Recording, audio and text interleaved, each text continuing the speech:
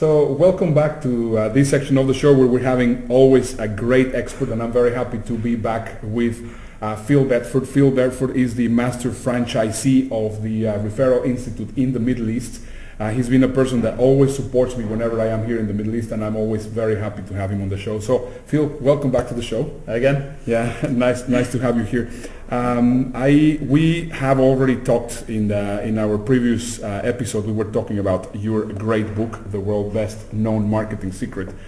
But I think now I want to talk a little bit about referrals. So you have been explaining me a little bit of how old referral is and all these stories. So I would really like you to share with the audience your story about referral marketing, because I think it's very interesting. It actually blew me away when I was thinking about it.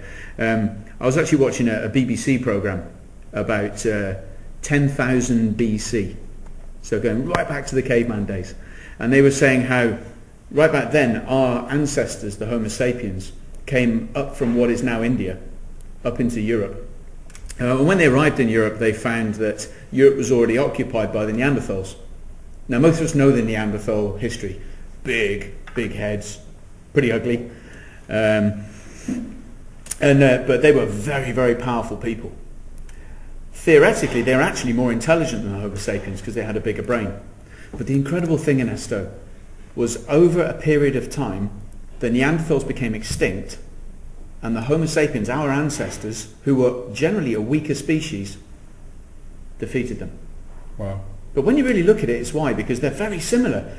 Not far off the build, but they had similar family groups.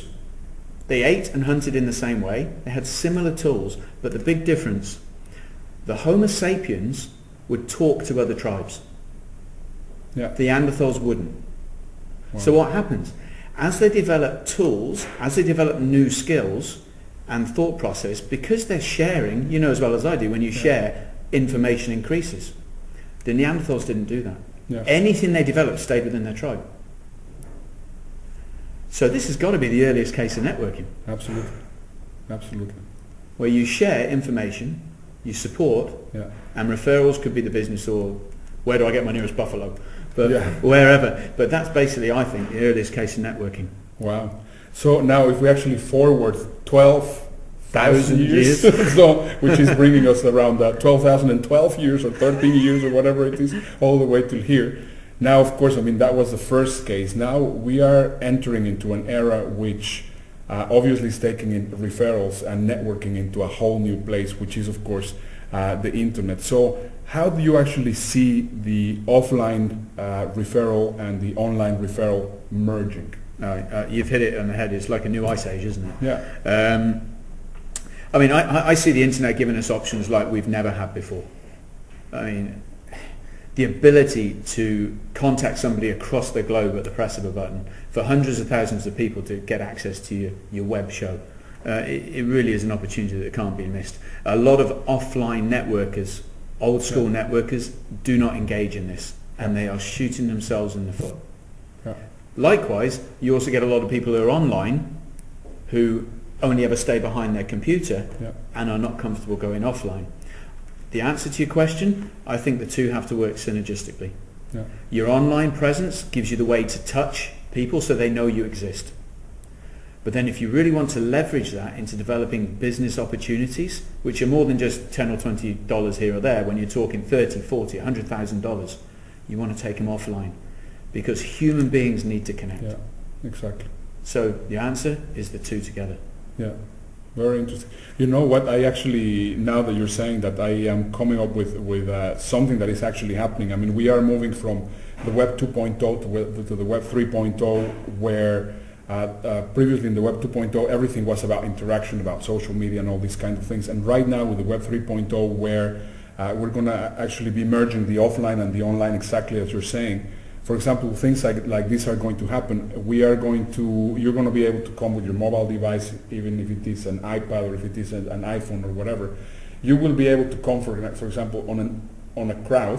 You will be able to point your device to the crowd, and it will give you the information of who is the people that you should meet if you're connected with with them in Twitter, in LinkedIn, in Facebook, and whatever, just by simply, and all those iPads are already there. I mean, with face recognition. So I think that's going to be even a bigger step. So it's an interesting thing. I think it's huge. I mean, I think it's fantastic what you're doing. It looks like it's going to be a really full show as well, event tomorrow.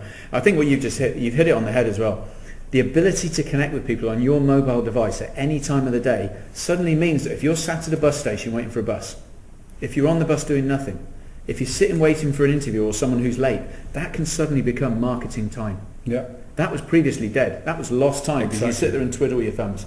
That now means, if you think about how much time was dead every single day in the past, that now becomes an opportunity to market. That's huge. Yeah, it's big. It's absolutely big. Which of course brings me to my last question. Unfortunately, I mean, I would love to have an hour talking to you, because every time I talk to you, I have a lot of ideas coming through my head. But basically, my question is: a lot of people get some difficulties understanding the difference between affiliate marketing and referral marketing. So possibly you can enlighten us on what's the difference. In fact, it's also one of the biggest misconceptions about the whole referral process. Yeah. Affiliate marketing, obviously, people they get paid for an introduction for a product or service, and like many ways of doing business, that's completely above board. It's a way of doing business. Referral marketing tends to work slightly differently, particularly when we're looking at bigger values.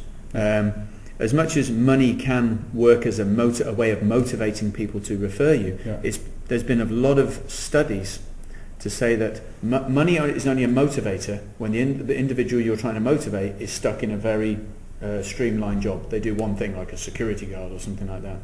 If you're asking the person to refer you business, but you need them to be creative and think of opportunities that are not necessarily obvious, actually money's not the best motivator. Yeah.